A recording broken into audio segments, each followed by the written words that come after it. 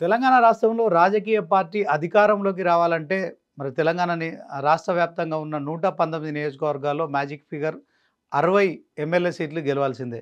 So, అసెంబ్లీకి సంబంధించిన అంశంలో 60 అసెంబ్లీ సీట్లు గెలుచుకున్న పార్టీ మాత్రమే తెలంగాణలో అధికారం చేపట్టగలుగుతుంది. ప్రభుత్వాన్ని ఏర్పాటు చేస్తుంది. ఇదే క్రమంలో మరి తెలంగాణ ఏ ప్రత్యేక రాష్ట్రంగా అవతరించిన తర్వాత ముచ్చటగా మూడోసారి జరిగిన ఎన్నికల్లో మరి బీఆర్ఎస్ పార్టీ 39 స్థానాలు గెలుచుకుంది. కాంగ్రెస్ పార్టీ 63 స్థానాలు గెలుచుకుంది. సో, ఖమ్మంలో మరి వామపక్ష పార్టీకి సంబంధించి ఒక్క స్థానం గెలుచుకోవడం కావచ్చు. సో, సిపిఐ వామపక్షాలకు కాంగ్రెస్ పార్టీకి పొత్తు కుదిరిన నేపథ్యంలో ఓవరాల్‌గా కాంగ్రెస్ పార్టీకి 64 సీట్లయితే మరి 2023 అసెంబ్లీ ఎన్నికల్లో గెలుచుకున్న సంగతి మనకు తెలిసిందే. ఈ నేపథ్యంలో మరి అప్పుడొక ప్రచారం అయితే కొనసాగింది.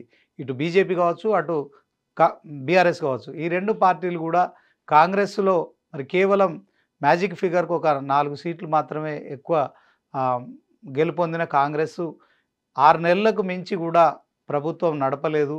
సో, 6 నెలల్లో బీజేపీ గానీ, బీఆర్ఎస్ గానీ ఈ 2 పార్టీలు కూడా మరి చెరొక వైపు చెక్ పెడతారు. కాంగ్రెస్ ప్రభుత్వాన్ని అస్థిరపరుస్తారు. సీఎంగా రేవంత్ రెడ్డి మరి ఆయన 6 నెలలు కూడా కొనసాగదు ఆయన పాలన అనే ప్రచారం కూడా జరిగిన సంగతి మనకు తెలిసిందే.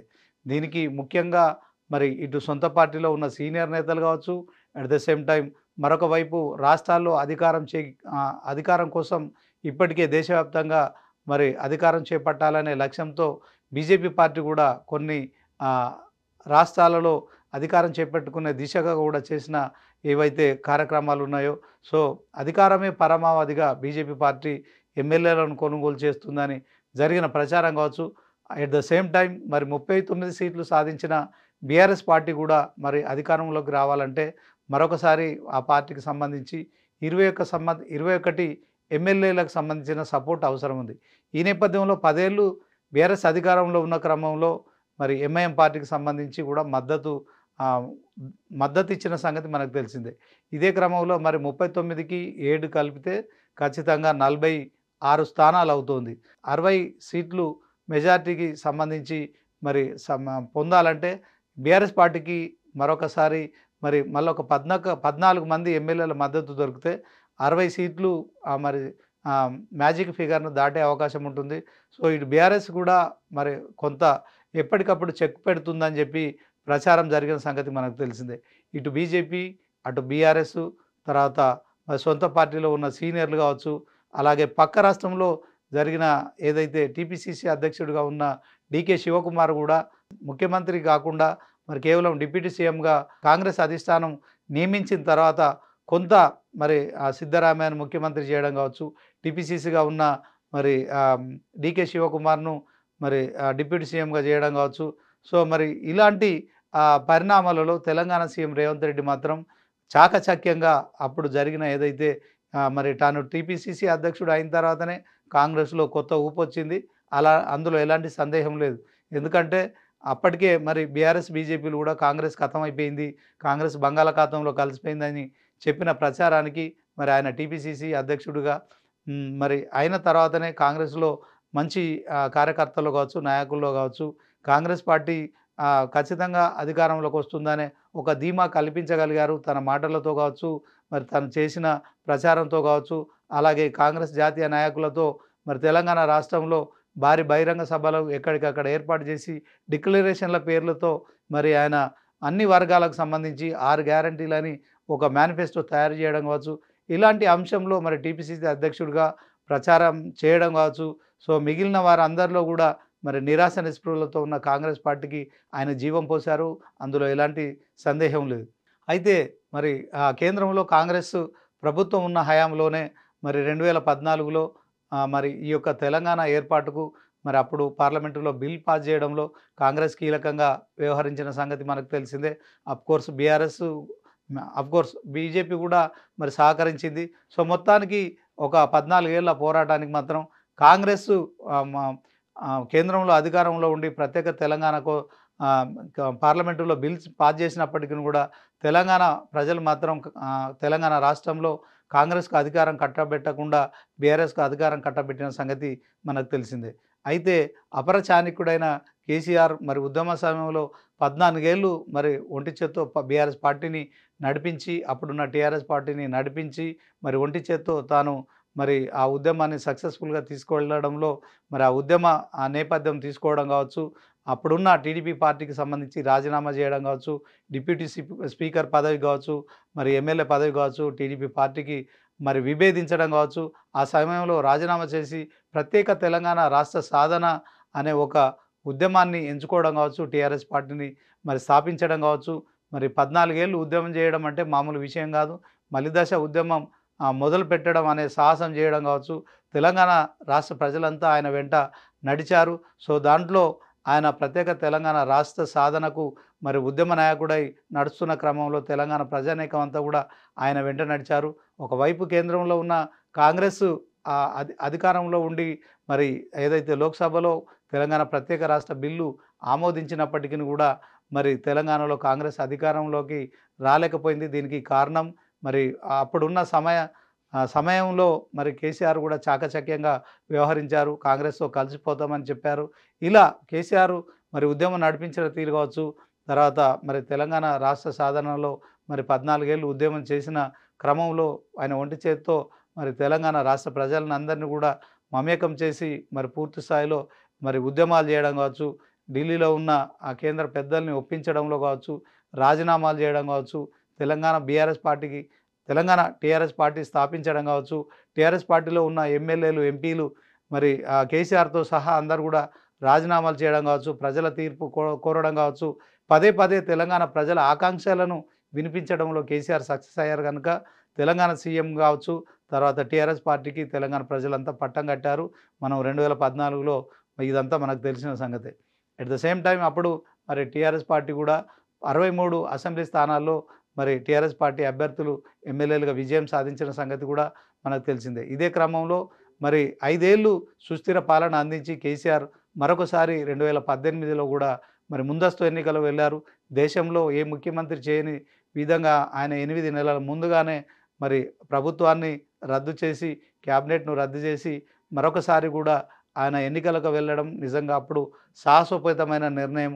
ఎందుకంటే అప్పటికే కాంగ్రెస్ పార్టీ కూడా మరి కొంత మేము కేంద్రంలో ఉండి ప్రత్యేక తెలంగాణ రాష్ట్రం మరి ప్రత్యేక బిల్లు కోసం అయితే మేము ఇచ్చినప్పటికీ కూడా మరి అప్పుడున్న సోనియా గాంధీ చొరవతోనే 2004లో ఆమె కరీంనగర్‌లో ఒక బహిరంగ సభలో మాట్లాడుతూ కూడా తెలంగాణ ప్రత్యేక రాష్ట్రం అనే కల సాకారం చేయడానికి నేను తప్పకుండా మీకు సహకరిస్తాను.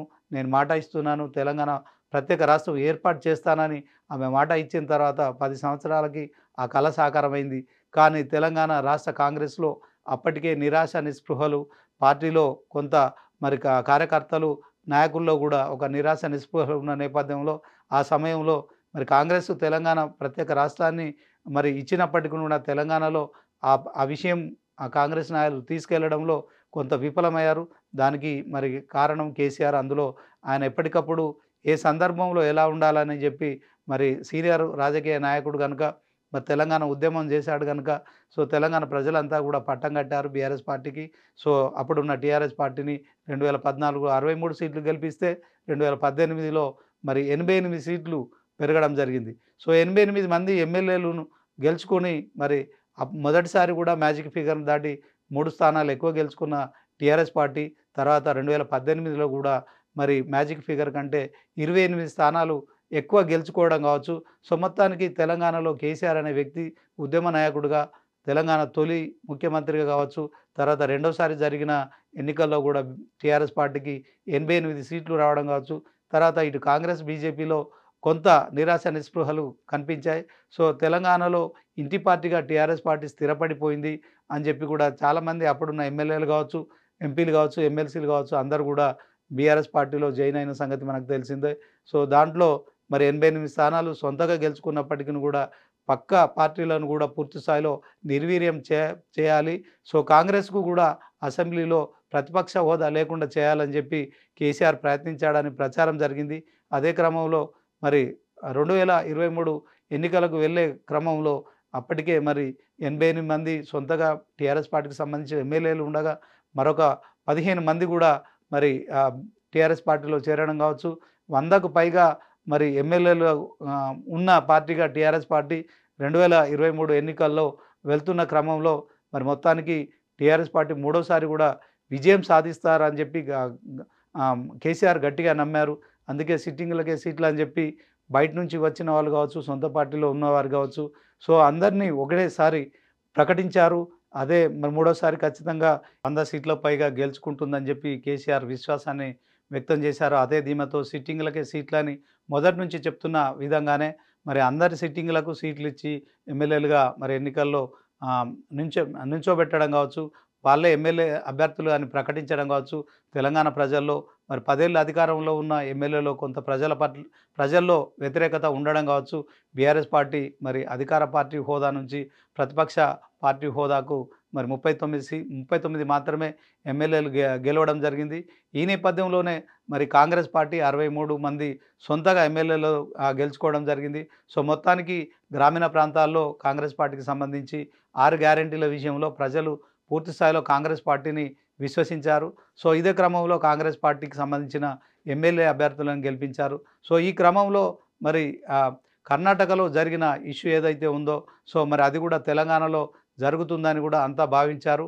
సో రేవంత్ రెడ్డి టీపీసీసీ ప్రెసిడెంట్గా చేసిన ప్రచార కార్యక్రమాలు కావచ్చు, తర్వాత బీఆర్ఎస్ వ్యతిరేక ఓటు అంతా కూడా బీజేపీ పార్టీకి వెళ్లకుండా అడ్డుకోవడం కావచ్చు, అదే క్రమంలో ప్రజలను ఆకర్షించే విధంగా ఆయన చేసిన ప్రచారం కావచ్చు, కార్యకర్తల్లో కావచ్చు, నాయకుల్లో ఉత్సాహం నింపడం కావచ్చు. సో పార్టీని మొత్తానికి 63 మంది ఎమ్మెల్యేలు గెలిపించిన తర్వాత మరి టీపీసీసీ ప్రెసిడెంట్గా ఉన్న వ్యక్తి ముఖ్యమంత్రి అవడంలో అప్పుడు కొంత అవుతారు, లేకుంటే మరికొంతమంది సీనియర్లు కూడా ముఖ్యమంత్రి పదవి కోసము మరి పోటీ పడుతున్న నేపథ్యంలో మరి రేవంత్ కూడా తన రాజనీతిని అక్కడనే ప్రదర్శించాడు. సో డీకే శివకుమార్ ఈ యొక్క సంక్షోభం విషయంలో, అంటే అసెంబ్లీ ఎన్నికల ఫలితాలు వచ్చిన తర్వాత ఎవరు సీఎం అవుతారనే దాని విషయంలో మరి కాంగ్రెస్ సీనియర్లు చాలామంది పోటీ పడ్డారు. దాంట్లో ముఖ్యంగా మరి ఉత్తమ్ కుమార్ రెడ్డి కావచ్చు, కోమటిరెడ్డి వెంకటరెడ్డి కావచ్చు, తర్వాత దుద్దిల శ్రీధర్ బాబు కావచ్చు, తర్వాత పొంగులేటి శ్రీనివాసరెడ్డి కావచ్చు, మరి ఇప్పుడున్న డిప్యూటీ సీఎం బట్టి విక్రమార్క కావచ్చు, ఇలాంటి హేమహేమీలు కాంగ్రెస్లో సీనియర్లుగా ఉన్న వాళ్ళంతా కూడా మరి వారంతా కూడా ముఖ్యమంత్రి పదవిని ఆశించారు. అయితే రేవంత్ రెడ్డి మాత్రం టీపీసీసీ అధ్యక్షుడిగా మరి అప్పుడే తన టీము ఏదైతే ఉందో 40 మందిని మరి ఖచ్చితంగా అప్పటికే తను ఎంచుకొని టికెట్లు ఇప్పించడంలో కావచ్చు, తర్వాత వాళ్ళ గెలుపులో మరి ఆయన ప్రచారం చేయడం కావచ్చు, తన టీం 40 మెంబర్స్ ఉన్నారు కనుక ఖచ్చితంగా మరి అప్పుడు జరిగిన ఏదైతే సస్పెన్స్ విషయంలో మరి డీకే శివకుమార్ ఈ యొక్క సంక్షోభం విషయంలో మరి కర్ణాటక నుంచి హైదరాబాద్కు రావడం కావచ్చు, హైదరాబాద్ శివారుల్లో మరి 5 స్టార్ హోటల్లో జరిగిన సమావేశం కావచ్చు, సో రేవంత్ సీఎం కాకుండా సీనియర్లు కూడా అడ్డుపడుతున్నారని జరిగిన ప్రచారం కావచ్చు. సో ఇలాంటి ప్రచారం నేపథ్యంలో మరి డీకే శివకుమార్ టీపీసీసీ అధ్యక్షుడిగా అక్కడ కాంగ్రెస్ పార్టీ గెలుపు కోసం కర్ణాటకలో ఆయన చేసిన మరి ప్రచారం విషయంలో కూడా ఆయన మరి సీఎం పదవి విషయంలో ఆయన కొంత మరి సిద్దిరామయ్యకు మాత్రమే మద్దతు తెలపడం కావచ్చు. తెలంగాణలో కూడా కాంగ్రెస్ అధిష్టానం అలాంటి నిర్ణయమే తీసుకుంటుంది. సో కాంగ్రెస్లో ఉన్న సీనియర్లలో ఎవరో ఒకరిని మరి ముఖ్యమంత్రిగా చేస్తారని జరిగిన ప్రచారం కావచ్చు. రేవంత్ రెడ్డి మరి తాను కష్టపడ్డాడు, టీపీసీసీ అధ్యక్షుడిగా కాంగ్రెస్ పార్టీని అధికారంలో తీసుకొచ్చాను కనుక నాకే ముఖ్యమంత్రి పదవి రావాలని చెప్పి మరి తన టీం ఏదైతుందో 40 మంది ఎమ్మెల్యేలచే మరి అప్పుడు జరిగిన విషయం సీఎం పదవి విషయంలో మరి ఆయన 40 మంది ఎమ్మెల్యేల మద్దతు తనకు ఉంది కనుక మరి ఖచ్చితంగా తనను ముఖ్యమంత్రిగా నియమించాలని చెప్పి మరి కేంద్ర అధిష్టానంతో ఒప్పించి మొత్తానికి ముఖ్యమంత్రి అయిన సంగతి మనకు తెలిసిందే. వాస్తవానికి రేవంత్ కాంగ్రెస్ పార్టీలో మరి ఆయన కొత్తగా వచ్చారు. సో ముఖ్యమంత్రి పదవి చేపట్టాలంటే పార్టీలో సీనియర్లుగా ఉన్న వారికి అవకాశం ఉండాలి. కానీ రేవంత్ మాత్రం తన రాజనీతిని ప్రదర్శించడమే కాకుండా తెలంగాణ కోసం మరి టీపీసీసీ అధ్యక్ష పదవి చేపట్టిన అనతి కాలంలోనే ఆయన పార్టీలో పునరుత్తేజం తీసుకురావడం కావచ్చు. మరి అప్పటికే బీజేపీ మధ్య ప్రభుత్వం ఏర్పాటు చేస్తుంది, మాకు మేమే ప్రత్యామ్నాయం అని చెప్పి 2 పార్టీలు కూడా భావిస్తున్న తరుణంలో రేవంత్ రెడ్డి ఎంటర్ అయిన తర్వాత ముఖ చిత్రం మొత్తం మారిపోయింది. తెలంగాణ రాజకీయాల్లో కాంగ్రెస్ ఉవ్వెత్తున లేచింది. సో ఆ ఉవ్వెత్తున లేచిన వ్యవస్థలోనే మరి టీపీసీసీ అధ్యక్షుడిగా రేవంత్ రెడ్డి చెప్పిన కార్యక్రమాలు ప్రజల్లోకి బాగా వెళ్ళాయి. 6 గ్యారంటీలు మరి కాంగ్రెస్ ఇచ్చిన 6 గ్యారంటీలు ఇటు సోనియా గాంధీతో కావచ్చు, రాహుల్ గాంధీతో కావచ్చు, ప్రియాంక గాంధీతో కావచ్చు, తర్వాత మల్లికార్జున్ ఖర్గే ఇలాంటి వారందరితో కూడా ఎక్కడికక్కడ భారీ బహిరంగ సభలు ఏర్పాటు చేసి డిక్లరేషన్లు తీసుకొచ్చి అన్ని వర్గాలకు మేము చేస్తాం 100 రోజుల్లో అని చెప్పిన తర్వాత తెలంగాణ ప్రజలు కాంగ్రెస్కు పట్టం కట్టారు. సో దాంట్లో టీపీసీసీ అధ్యక్షుడిగా మరి రేవంత్ రెడ్డి సక్సెస్ అయ్యారు. సో టీపీసీసీ అధ్యక్షుడిగా మరి తాను ముఖ్యమంత్రి పదవికి ఖచ్చితంగా నేనే అర్హున్నని చెప్పి కూడా నిరూపించుకోవడం కావచ్చు. సో మొత్తానికి తెలంగాణ ముఖ్యమంత్రి అయిన తర్వాత ఆయనకు మరి ముప్పేటా కూడా 3 వైపుల నుంచి కూడా శత్రువులు దాడి చేస్తూనే ఉన్నారు. సో అదే క్రమంలో ఆ తొలి నాళ్ళలో కూడా డిసెంబర్ 3న ఫలితాలు వెలువడడం కావచ్చు. తర్వాత 7న కాంగ్రెసు మరి క్యాబినెట్ ప్రమాణ స్వీకారం చేయడం కావచ్చు. తెలంగాణ సీఎంగా రేవంత్ రెడ్డి ముఖ్యమంత్రిగా ప్రమాణం చేయడం కావచ్చు. సో ఇలాంటి కార్యక్రమాలన్నీ జరిగిన తర్వాత ఇటు బీజేపీ అటు బీఆర్ఎస్ 2 పార్టీలు కూడా మరి దానికి సంబంధించిన కీలక నేతలంతా కూడా ఈ ప్రభుత్వం 6 నెలలు కూడా ఉండదు, ఇచ్చిన 6 గ్యారంటీలు 100 రోజుల్లో అమలు చేయడం అసాధ్యం. సో రేవంత్ రెడ్డిని సీఎంగా సీనియర్లు ఖచ్చితంగా ఆయనను గద్దె దించుతారని ప్రచారం జరిగింది. ఇదే క్రమంలో ఆయన మరి ఇటు పార్టీ సీనియర్ల నుంచి కావచ్చు, అటు బీజేపీ నుంచి కావచ్చు, తర్వాత బీఆర్ఎస్ పార్టీ నుంచి కూడా తన ప్రభుత్వాన్ని అస్థిరపరుస్తారు, తన ఎమ్మెల్యేలను కొనుగోలు చేస్తారు. సో అనే చెప్పి ఆయన కొంత మరి ఒకవైపు భయపడుతూనే మరొక వైపు పార్టీలో తాను సుస్థిరంగా ఉంటానని మరి నిరూపించుకునే క్రమంలో మరి ఆయన చంద్రబాబు దగ్గర పనిచేసిన అనుభవం కావచ్చు, వైఎస్ రాజశేఖర రెడ్డిని చూసిన అనుభవం కావచ్చు, at the same time Telangana సీఎంగా మరి కేసీఆర్ను చూశాడు. ఎట్ ద సేమ్ టైం ప్రతిపక్ష నాయకుడిగా ఆయన టీపీసీసీ అధ్యక్షుడిగా పార్టీలో మరి నిరాశ నిస్పృహలు ఉన్న నేపథ్యంలో వారిలో పూర్తిగా ఉత్సాహాన్ని నింపడం కావచ్చు, కాంగ్రెస్ను అధికారంలో తీసుకొచ్చి ముఖ్యమంత్రిగా 20 నెలలుగా కూడా ఆయన ముఖ్యమంత్రిగా సక్సెస్ అయ్యారు. ఇక్కడే మరి రేవంత్ తాజాగా మరొక విపత్తును కూడా ఎదుర్కొంటున్నారు. సో ఇది ఇవాటి నుంచి మొదలైంది కాదు, ఆయన టీపీసీసీ అధ్యక్షుడిగా ఉన్నప్పుడు లేదు, కానీ ముఖ్యమంత్రి అయిన తర్వాత మాత్రం ఎక్కడైతే తనను సీఎం పదవి నుంచి దించేస్తారో అని చెప్పి కూడా ఆయన కొంత లోపల మరి ఎప్పటికప్పుడు ఇటు పార్టీలో ఉన్న సీనియర్లను కలుపుకుపోతూ మొత్తానికి ఒక వ్యూహాత్మకంగా ముందుకెళ్తున్నాడు.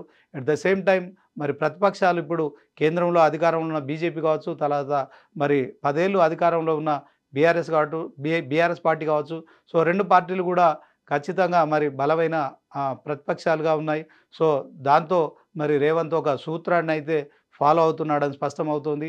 సో బలమైన శత్రువుని తెలివితో జయించాలి, తెలివైన శత్రువుని బలంతో జయించాలి. కానీ తెలివితో పాటు బలం కూడా కలిగి ఉన్న శత్రువులను బుద్ధి బలంతో జయించాలి. కానీ అది కూడా సాధ్యపడని క్రమంలో శత్రువులను బలహీనం చేయాలి. ఇదే క్రమంలో మరి ఆ పార్టీల్లో మరి ఇంటి పోరును రగిలించాలి. సో అప్పుడే ఆ పార్టీలో మరి ఆ ఇంటి పారుతో సతమతం అవుతున్న నేపథ్యంలోనే మరి ఒకవైపు తను అనుకున్న పనులు చేయాలి, ముఖ్యమంత్రిగా తాను 5 ఏళ్ళు సుస్థిరంగా ఉండాలి. సో ఈ పార్టీల్లో మరి ఇంటి పోరు కూడా మరి తెలంగాణ సీఎం రేవంతే మరి చేశాడని జరుగుతున్న ప్రచారంలో ఈ మధ్య బయట జరుగుతున్న సోషల్ మీడియా ప్రచారాలు కూడా మరి ఇందుకు తార్కాణంగా స్పష్టంగా అనిపిస్తున్నాయి. సో ఈ మధ్య కాలంలో కన్న తండ్రి కేసీఆర్ను కన్న కూతురు కవిత విభేదించడం కావచ్చు, మరి సుమారు 24-25 సంవత్సరాల బీఆర్ఎస్ ప్రస్థానంలో మరి కేసీఆర్కి ఎవరు ఎదురు చెప్పారు. మరి కవిత ఒక లేఖ రాసి ఆ లేఖను కూడా మరి బయటపడడం కావచ్చు, దాంట్లో ఆ లేఖ రాసింది తానేనని చెప్పడం కావచ్చు. సో నాన్న దేవుడు అని చెప్పుకోవడం కావచ్చు, ఆయన చుట్టూ దయ్యాలు ఉన్నాయని చెప్పి తను అన్న కేటీఆర్ కావచ్చు, బావ హరీష్ రావు కావచ్చు, ఇంకొక అన్న మరి సంతోష్రావు కావచ్చు, వీళ్ళందరి గురించి చెప్పినట్టుగా కూడా ప్రచారం జరుగుతోంది. సో ఈ ప్రచారంలో మరి కవిత పార్టీలో మరి ఇలాంటి సంచలన ప్రకటన చేయడం కావచ్చు, దీని వెనుక రేవంతే ఉన్నాడని చెప్పి కొంతమంది బయట కూడా ప్రతిపక్షాలకు సంబంధించిన నాయకులు కూడా చేస్తున్న ప్రచారం కావచ్చు. సో అది బీఆర్ఎస్ పార్టీలో ఇంటి పోరును రేవంతే దగ్గరుండి ప్రోత్సహించాడని మరి జరుగుతున్న ప్రచారం కావచ్చు. At the same time BJP party కూడా ఇప్పుడు మరి కాంగ్రెస్ పార్టీకి ప్రత్యామ్నాయంగా తయారవుతుంది. గతంలో లేని విధంగా కూడా అసెంబ్లీకి సంబంధించి 2023 ఎన్నికల్లో 8 మంది ఎమ్మెల్యేలుగా గెలిచారు. సో దాంట్లో మరి 17 పార్లమెంటు స్థానాలలో తెలంగాణలో ఉన్న స్థానాలలో 8 కాంగ్రెస్ పార్టీ గెలుచుకుంటే 8 బీజేపీ గెలుచుకోవడం కావచ్చు. సో ఓటు బ్యాంకు శాతాన్ని కూడా బీజేపీ మరి అనూహ్యంగా పెంచుకుంది. సుమారు 35% ఎబోవ్ కూడా మరి పార్లమెంట్ ఎన్నికల్లో బీజేపీ పార్టీకి సంబంధించి ఓటు బ్యాంకు పోలవడం కావచ్చు, రేవంత్‌ను కొంత కలకాలం రేవంత్‌లో కొంత మరి అశాంతికి గురి చేశాయని స్పష్టమవుతోంది. సో, ఈ సందర్భంలోనే మరి ఇప్పుడు అనుకున్న విధంగా బలమైన, తెలివైన శత్రువుని జయించాలంటే మరి తనకున్న బలం సరిపోవట్లేదు. సో, తను అనుకున్నట్టు తనతో పాటు సీనియర్లుగా ఉన్న మంత్రులు కూడా మరి తనకు పూర్తి స్థాయిలో సహకారం అందించట్లేదు. సో, ఇది అంతా బయట జరుగుతున్న ప్రచారం గనుక తానొక్కడే మరి ఈ యొక్క పద్మవ్యూహాన్ని ఛేదించాలంటే తాను అభిమన్యుడు కాదు, అర్జునుడే అని నిరూపించుకోవాలని చెప్పి కూడా మరి తెలంగాణ సీఎం భావించినట్టు స్పష్టమవుతోంది.